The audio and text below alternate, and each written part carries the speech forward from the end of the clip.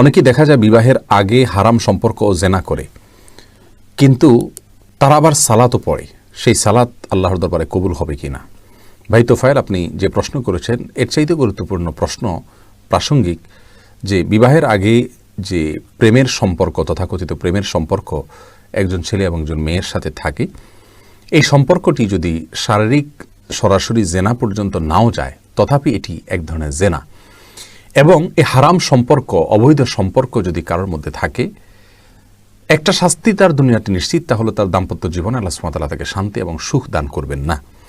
আর সেই সাথে এই জেনার যে অপরাধ, জেনার যে দায়, এর জন্য জাহান্নামের আযাব তার জন্য অপেক্ষা করবে।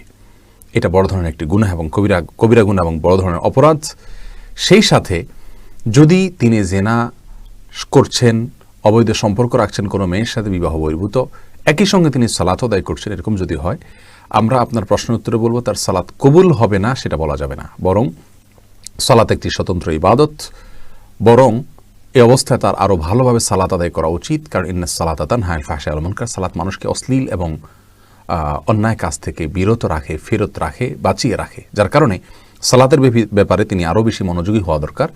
তার সালাত কবুল হবে না এভাবে আমরা বলবো না, তবে হ্যাঁ, যে সালাত তাকে গুনাহ থেকে বাঁচাচ্ছে না, সেই সালাত খুব বেশি মানসম্মত নয়, এটা অনুমান করা যায়। কিন্তু সালাত কবুল হবে না বা আল্লাহ সুবহানাহু ওয়া তাআলার কাছে এটা গ্রহণযোগ্য হবে না, এরকম কোনো কথা বলার কোনো সুযোগ নেই আপাত দৃষ্টিতে।